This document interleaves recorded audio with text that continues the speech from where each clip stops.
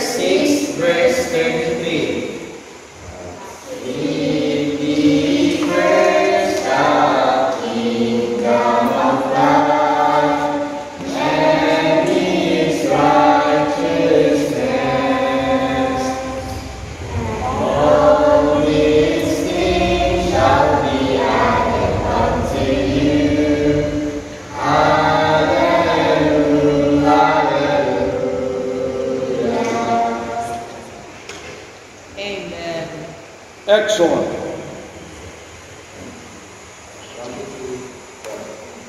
Wash and wash away my sin, nothing but the blood of Jesus. What can make me whole again? Nothing but the blood of Jesus. Oh, precious is that blood that makes me white as snow. No other ground I know, nothing but the blood of Jesus. This is all my hope and peace, nothing but the blood of Jesus. This is all my righteousness, nothing but the blood of Jesus. Oh, precious is the blood that makes me white as snow. No other fount I know, nothing but the blood of Jesus. Amen. Graduated, yeah. All right. Okay, thank you, Doc, and good evening, everyone. I thank the Lord that we came here safely, and I thank Dr. Sutek and Ma'am Robin for having us here. O dugay na nga panahon nga gina-invite ko nila nga moani dinhi because gimingaw sila sa ako. So when the pandemic strikes, so it is hard for us to cross the boundaries. So I just pray to God nga, Lord, give us wisdom nga paano mi maka-cross the boundary nga maka-visit din dinhi sa Lumbia kay gimingaw lagi ko din higyod tinuod lang. Na-miss na ko ang all the ministries that we had before nga since nahimo kong Bible student nag-graduate ko last 2015, and salamat ko sa Ginoo nga tinuto tanan nga gisulti ni Dr. Sutek nga 2 years ko and a half nga nag-started sa ministry sa Dapitan. Actually, we had jail ministry in Dapitan City, and kasaragi ko naka-preach dito last 2019 kay tungod lagi sa pandemic. So salamat ko sa Ginoo, but all things work together for good to them that love Christ. Dunay reason ang Ginoo nga nang nahitabo to siya. Then after that, nanatayin mga nabaptize dito, I think 15 ka mga kaigsuunan dito. Then I asked my partner, Pastor Raul Ribada, to initiate the church nga siya dumala nga without my presence, because my wife and I nag-decide me last year to start a new church in Aluran, in the municipality of Aluran. And nangita sad mi o nagpray sad mi sa Ginoo nga atong naging semana before we get here, nangita mig place nga among marintahan. Then unfortunately nga it is hard for us to nga makapangita o kining rent nga maka-rent o place tungod kay mahal kayo, no, dili nato makaya sa budget, but ang atong Dios dato man, so do why imposible sa Ginoo. Then next week after this nag-visit ni for 1 week, then makabalik mi dito sa Aluran, makapangita mi. Actually nakakita na mi, pero nanay nakauna sa amoa. And then I pray the Lord nga hikapon ta sa kasing-kasing sa Ginoo tong among girintahan nga among gisabutan. Then please continue to pray for us, and I thank the Lord and the life of the Suteks that they supported me every month for 2 years, and also the church. This is probably my kining opportunity and an honor to say thank you for always supporting me and also to include in your prayers. And before I preach, I ask my wife to come here, and she will tell you about her testimony, how he gets saved. Good. And come, and please don't preach, just tell about your testimony. And by the way, her name is, okay, he's gonna introduce her by herself, so go ahead. Okay, good evening everyone. I'm Magvandi Makati. I'm Pastor Knight's wife, and I am blessed and thankful, especially to Mom Robin and Dr. Sotik. Thank you very much, and especially the staff in this church. Thank you for your hospitality. And I am here to tell you about my testimony. Before, I was a Catholic, and my life before is not happy because I know it's temporary happiness, and we are 6 siblings, and we have 2 saved in our family, my sister and myself. But my auntie, she was saved last, maybe she was high school. And my auntie always invited me to Bible Baptist Church. But because of my mom, I don't want my mom to tell, oh, man, sunod pala yung reliyon na. So, before, mahal ko nga, yayawan ko sa akong mama na, sige, wala na. Pagina na ko, baptist na ka. So, mahal ko. And every time si mama and my ate is always fighting about religion. And ako po, mula sa kuri mama, ay lagi Catholic pa before. And then, ate always see our images and both in the house because we have an altar, and then we say at the altar many images and both. And then kung wala kita sa balay, yan ang pa ako minilabay. So, inagabot na mo sa balay, wala na mga, uy, asan naman itong mga pictures, ay, asan naman itong, wala ni si Mary, si Jesus. Then, kamala na si Mama O, kasi nagbuhat na ito, tingala na lang siya na nasa basurahan. So, masuko po ni Mama. But, I thought, we are right.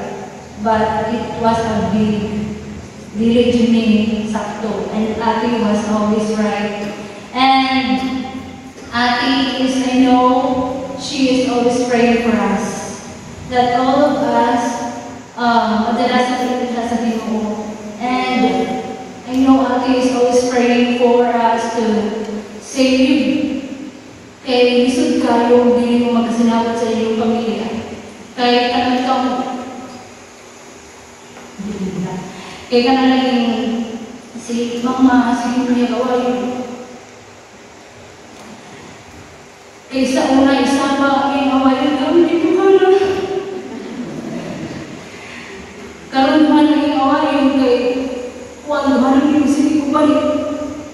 Ma'am ni Ate. So, karoon mo, salamat po nga. It was my auntie died. And then, Pastor and I invite our, namin hindi kasama makasulod. So, invite siya to have a service. And then, that night, it's all started.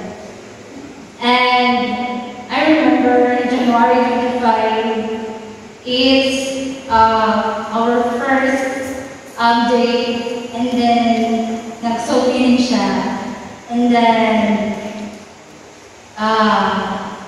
nagpasalamat ko sa Ginoo that I heartily accepted Jesus Christ that day. Hallelujah. And that day, I will never remember all my past about my religion because being a religion na dito sakto, isod kayo. Kay sa una, makahanap ko na simba ko, I always go to church, but I've never been blessed and understand everything sa church in Catholic. So, from the day that I stayed, Pastor Nai always invited me to the church. And that day, I decided that I will have baptism because baptism is one of obeying God. And this year is the hunting notable. This year, last year, 2021, ninagyan ni Pastor Nai, and last year, thank God, we get married. Glory. Yeah, it's a real relationship, but I know in God's guidance, siya dyan ang giyakang lalaki para sa kuha. Yeah, and siya, dinit na ako ang ay pangbalban niya. Will you marry me? So, I am sure yes, I do. Because I know that I am the right man. And yes, please pray for us to start our ministry in Amaran. And Santang Buhay Family, we are serving God for the rest of our lives. Because according to, I always look for the book of Colossians 3:23, and whatsoever you do it to the Lord. And whatsoever you do it heartily as to the Lord, Yes. and not unto men. Thank you. Yes.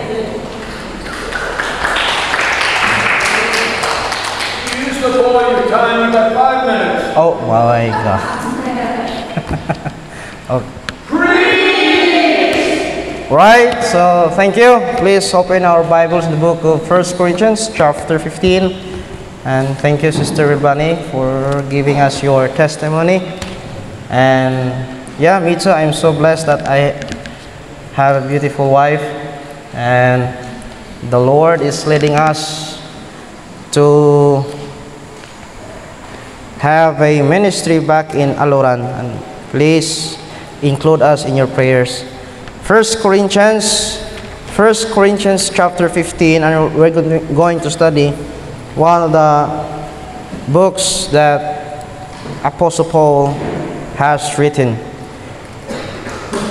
The book of 1 Corinthians chapter 15, verse 1 until verse 4. Say amen. Bible says, moreover, brethren, I declare unto you the gospel which I preach unto you, which also ye have received, and wherein ye stand.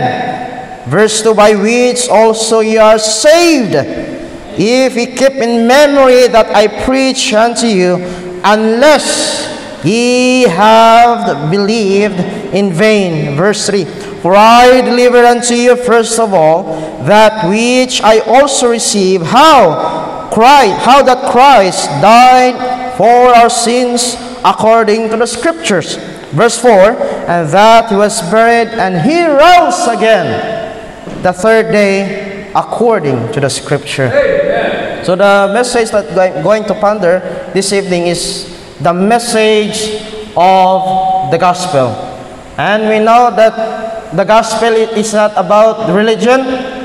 The gospel that we're going to preach is about the death, burial, and resurrection of our Lord and Savior, Jesus Christ. Amen. Before I preach, let us pray. Heavenly Father, give me wisdom as I ponder upon Thy word, and we are so sorry for the things that we have done, and we ask the Holy Spirit to guide us, and Lord, help me nga as I preach thy word, that I might not sin against thee. In Jesus' name we pray. Amen.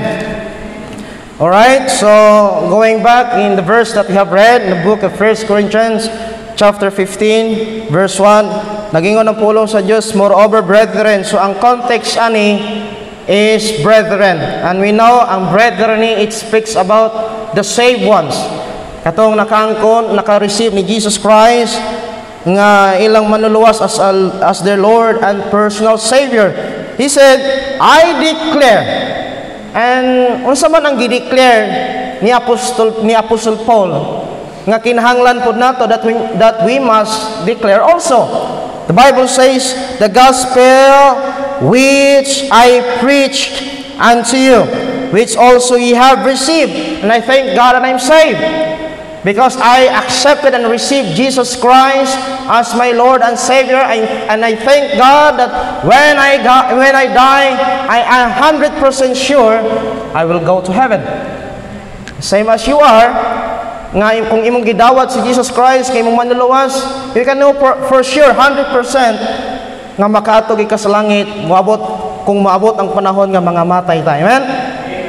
Here also in verse 2, by which also ye are saved. So the gospel that Apostle preached, the gospel that Apostle Paul preached, is the gospel that can save. Amen? Munang ingon ni, by which also ye are saved, if we keep in memory. Munang importante bitaw kayo na every time dunay pastors nga mag-preach, kinahanglan ginato ibutang sa tong memory. Because sometimes kita nga mga tao makalimuta usahay kung unsa ang gi-preach. Muna din gi-emphasize ni Apostle Paul nga every time when we talk about the message of the gospel, kinahanglan nga ato gining ibutang, we should put it in our memory. Nga kinahanglan nga dili lang kita ang nakaangkon sa kaluwasan, kinahanglan nga isulti po nato ni sa uban nga nakinahanglan po kalawasan. Munang gingon ni, by which also ye are saved, if ye keep in memory what I preach unto you, unless ye have believed in vain. So the facts of the gospel, unsa man ang mga pagpamatuod nga ang gospel or the message of the gospel kini tinuod. Nasayod ta nga ang pulong sa Dios tinuod. Because the Bible says in John chapter in the book of John, nagingon din ni John chapter 17, if I'm not mistaken, in the book of John chapter 17 verse 17, sanctify them by thy word, because thy word is truth. Amen. So we know the fact that the gospel that we are going to preach kini tinuod.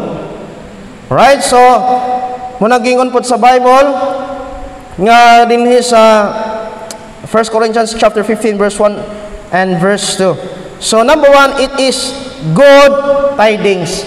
So kining gospel mga higala nga atong mantala sa kalibutan, nga atong giwali sa mga tao nga wa pa gyud nakasabot sa kaluwasan, it is good tidings. Dili ni siya bad news, kundi good news ni siya para sa mga tao nga wa pa gyud nakaangkon og insaktong pagtulunan regarding sa kaluwasan.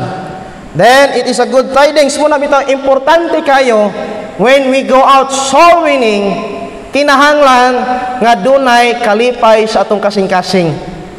Kaya nga naman, ang giingon din, it is a good tidings in the book of Luke chapter 2 verse 10, because sometimes when we go out passing out tracts telling people about Christ, sometimes dili ta komportable nga mosulti. And diba? We are not comfortable to tell people about the love of God, about salvation. And that's why here that the gospel that we're going to preach to the whole world, it is a good tidings. Magalakaw ta, nga magsulwining ta, nga doon na tayo kalipay sa itong kasing-kasing. Kaya nga naman, ang gospel nga atong giwali, tinitinuod. Even though sometimes ka mag-preach ta, ang uban, mag-ridicule sa ato, doon ay sometimes ang mga tao, they won't believe us if we're going to share about the gospel. But thank God, nga nagpasalamat ta sa Dios nga ang gospel nga atong giwalay kini tinuod. Alright, so in Luke chapter 2 verse 10, so that declaration of the gospel, we are not declaring about religion. We are not declaring about Mary. We're not declaring about Muhammad, but we are declaring the gospel of Jesus Christ. And we're gonna ought to do that, every Christian that are saved tonight. Muna gagingon din declaring the gospel. What is unsa nang meaning the word declaration? It means official statement in public. So we're declaring the gospel of God as an official statement in public places. Muna nga salamat sa Dios, we thank God nga doon na tayo street preaching, doon na tayo police station, doon na tayo radio broadcast, because we are not declaring ourselves, but we are declaring the gospel of Jesus Christ. Amen. So, and we ought to proclaim it. We are not also to declare it, and we are ought to proclaim the redemption through the gospel in the book of Isaiah chapter 52 verse 7 to 10. And may I ask everyone to please turn to the book of Acts chapter 17. Acts chapter 17 verse 1. Kung unsa ang gibuhat ni Paul sa diha nga nakaangkon siya og kaluwasan, kung unsa yang gibuhat dito sa Athens, unsa yang gi-declare dito sa Athens. The Bible says, now when they had passed through Amphipolis and Apollonia, they came to Thessalonica, where was a synagogue of the Jews. And Paul, as his manner was, went into them 3 Sabbath days, reasoned with them out of the scripture. In verse 3, opening and alleging that Christ must needs have suffered and risen again from the dead, and that this Jesus whom I preach unto you is Christ. The same thing in the book of 1 Corinthians chapter 15 is the same message in Acts chapter 17. Because here in verse 16, now while Paul waited for them at Athens, his spirit was stirred in him when he saw the city wholly given to idolatry. So it means, adiha nga nasa dito sa Athens, nag-preach siya dito about the gospel, nakita niya dito ang daghan kayo ang mga revolto dito, o nagpasalamat ta sa Ginoo nga every time we go to the street preaching, kinahanglan doon nag-direct to the point. Bahalag masakitan sila, bahalag dili sila mutuo, apan ang atong gisulti mga higala, kigang gid sa pulong sa Ginoo. Ingon din now while Paul waited for them at Athens, his spirit was stirred in him when he saw the city wholly given to idolatry. Now in verse 22, then Paul stood in the midst of Mars Hill and said, Ye men of Athens, I perceive that in all things ye are too superstitious. So that's why in the book of Acts chapter 17, nag-preach siya dito about Christ, and somebody will not believe on him kung unsa ang yang gi-preach dito sa Athens. Muna bitaw, I remember the time when I was in the Bible school. Do you remember Brother Diane Alford? Have you remember? Yeah? I remember the time that when we go to the Gaston Park in St. Augustine Church, that you hold a banner and you preach in the idol store. The same thing that Apostle did. And I am the one that took the pictures and the video on it. And I thank God that Dr. Sutig had that courage, that the same thing as Apostle Paul did. Muna bitaw usahay mahadlok tayo na ilabi na bitaw magwalita sa Gaston Park. Wala ang mga Amerikano ray kaya makasulti ana, no? Di na to kaya. Pero salamat ta sige no, kinahanglan do na tay courage nga mo preach. Bahalag dili sila mo to basta nagi sa Bible. Then Paul stood in the midst of Mars Hill and said, Ye men of Athens. He is now beginning to preach in the mouth of Athens, in Mars Hill. Ye men of Athens, I perceive that in all things ye are too superstitious. So he is directing to the people nga sa diha nga nagwali siya about kaluwasan, wa gyud siya nalimot to preach about sin. Yeah. No? Muna bitaw usahay mahadlok ta magwali. Ganina nagwali mi sa Ororama na nagamit mi og migamouth. Sa una sa Bible school ko mo naging kasagara among ginagamit magsuwali gyud kay dito sa Kalamba nakapalit man taw kining sound system. So medyo nawala na akong tingaw sa una. When I begin to preach in Ororama, there are so many Muslims, and I tell them that Muhammad cannot save. There are many Catholics around us while we are preaching. Ganina, Mary cannot save.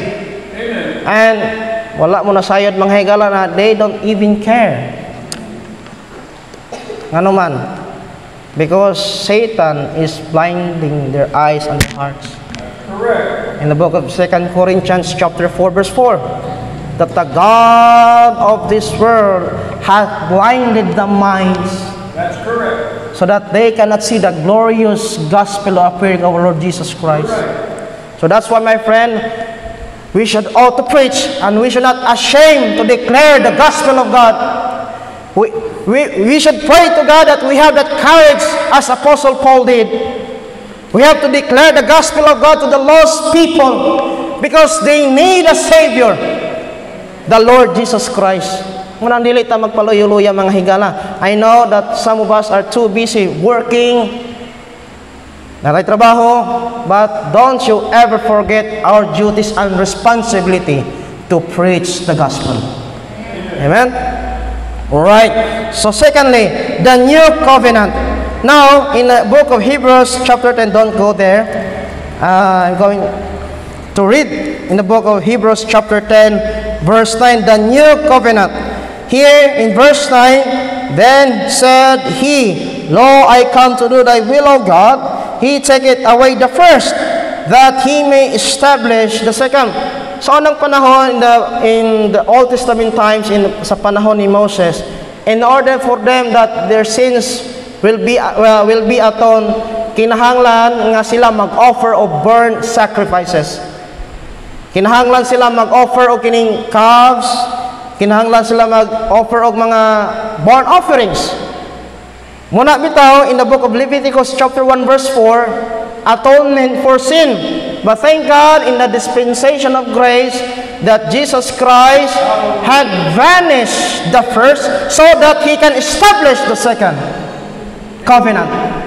The Bible says in John chapter 1 verse 29, Behold, the Lamb of God, which is Jesus Christ, hath taken the sins of the world. And we are no longer offering, and we are no longer to build the tabernacle and offer sins offering, because Jesus Christ, God sent His Son, the Lord Jesus Christ, as I fully paid for our sins. And I thank God I have found Jesus Christ as my Lord and Savior. Amen. Here in verse 1, for the law having a shadow of good things to come, and not the very image of the things that can never, with those sacrifices which they offered year by year continually, may commerce thereunto perfect. Verse 2, for then would they have not ceased to be offered, because that the worshippers, once purged, have had no more conscience of sin. In verse 3, but in those sacrifices there is a remembrance again made of sins every year. Verse 4, it is not possible that the blood of bulls and goats should take away sins. Kung sa ato pa rin mga higala, wala nata kabuhat offering by year sa gibuhat ni Moses sa mga Israelite people. Muna nga gi-emphasize din sa author in the book of Hebrews nga wala na ta dili na ta kinahanglan mag-offer of blood sacrifices. Kaya nga naman, because the blood of Jesus Christ is the only way that can wash away our sins. Amen. So here in verse 9, then said he, Lo, I come to do thy will, O God. So the will of the Father is by giving his Son, the Lord Jesus Christ, as a perfect paid for our sins. Now, why? Because in Romans chapter 10 verse 4, we are no longer saved by law, because law cannot save us. Because the Bible says in Galatians chapter 2 verse 16, knowing that a man is not justified by the works of the law. Kaya ang balaod, dili na siya makaluwas nimo. Now, in verse 1 in Hebrews chapter 10, for the law having a shadow of good things to come, and not the very image of the things. Muna nga, pag-abot ni Jesus Christ, mas gipasayo niya ang pamaagi sa kaluwasan. Kay dili tanan maka-offer of burnt offerings. Kasi tinuod lang, mas daghan ang tao kaysa animals. Nya ang gipasabot sa atong Ginoo, ang kinahanglan nga ato ang angay-ngay offer, katong mga kanding, no? Katong mga rams, katong mga bullocks, katong yung mga pigeon, katong mga special gyud nga gisugo sa Ginoo in the book of Leviticus. Muna nga pasalamat tayo in the book of Romans chapter 10 verse 4. For Christ, no, let's go there. I memorized it and I forgot. Romans chapter 10 verse 4, the Bible says, for Christ is the end of the law. So we are no longer saved by the law, because law cannot save us. Now in verse 4 in the book of Romans chapter 10, for Christ is the end of the law, for righteousness to everyone that believe. Now in John chapter 1 verse 16 to 17, the Bible says, John chapter 1 verse 16 to 17. The Bible says in the book of John chapter 1 verse 16 to 17. Verse 16, and of his fullness have all we received, and grace for grace. Watch this.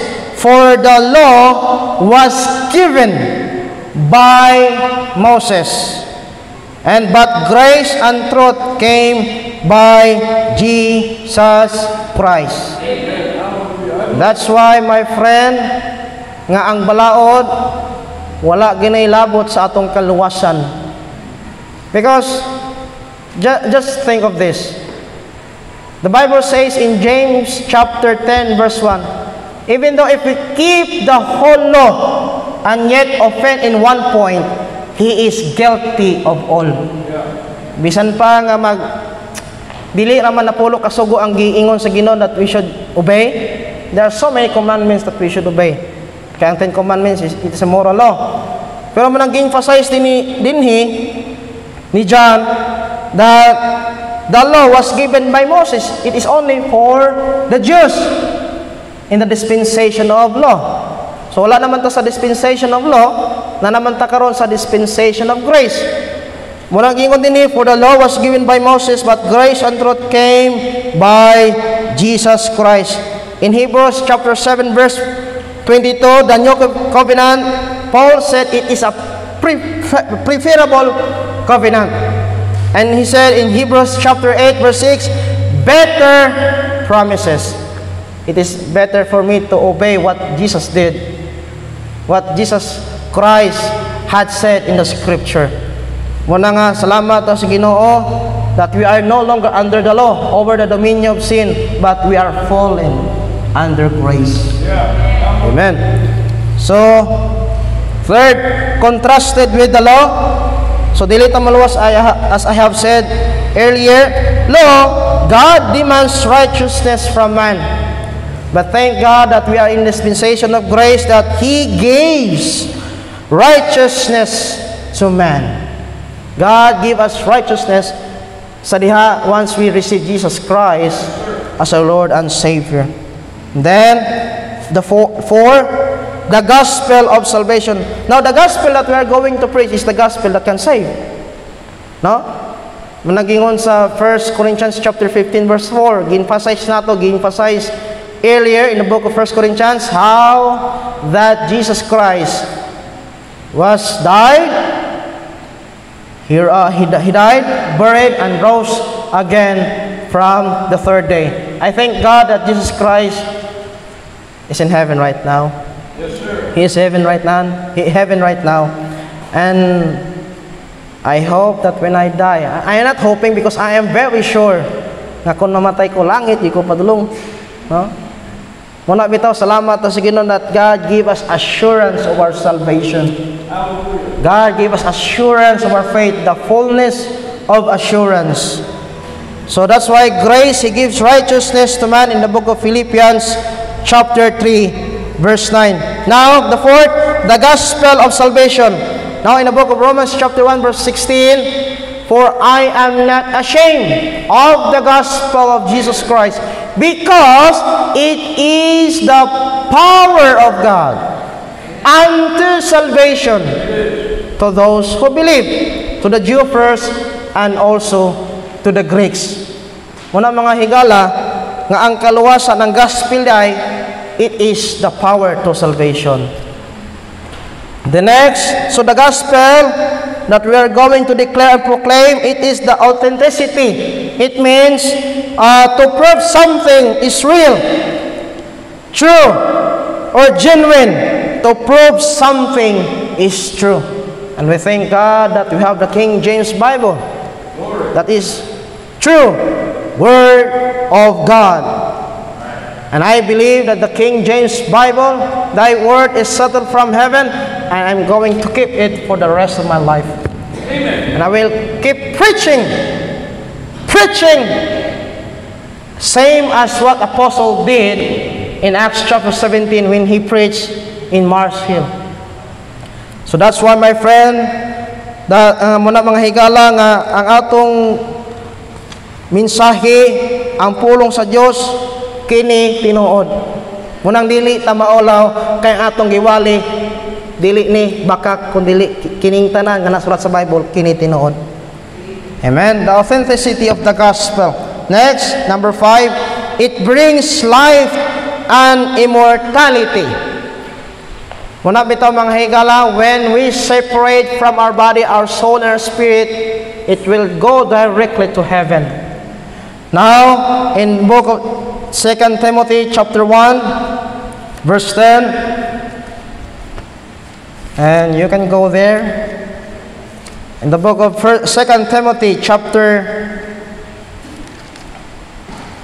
1 verse 10, the Bible says, chapter 1 verse 10 in the book of 2 Timothy, verse 9, who hath saved us and called us with a holy calling, not according to our works, but according to His own purpose and grace, which was given us in Christ Jesus before the world began. Verse 10, but is now made manifest by the appearing of our Savior Jesus Christ, who hath abolished death. So it means, once we have accepted Jesus Christ, we are no longer going to hell. Dili na tamato sa impyerno because He abolished death. Giwagtang niya ang kamatayon. Even though our flesh mamatay ni, pero pasalamat na sa Ginoo, our present, our soul and our spirit will go to heaven. No? Gingon din, He who hath abolished death and hath brought life. Kinsa man ang gitagaan sa Dios o kinabuhi, kita nga nagdawat ang Jesus Christ. Life and immortality to life through the gospel. So ang gospel ay atong giwali mga higala, makabuhi ni. No? Salamat to sa Ginoo, maabot ang panahon nga mamatay ta, langit kita padulong. Amen. So lastly, number 6, dissemination of the gospel. I remember when I was in Calamba, we have a organization called CAPOLC, Church, Army, Police Liaison Committee. The pastors, the Army and the police we are going to have a drug symposium to tell about anti-illegal drugs, and magwali mi magdito, mag-disseminate mi.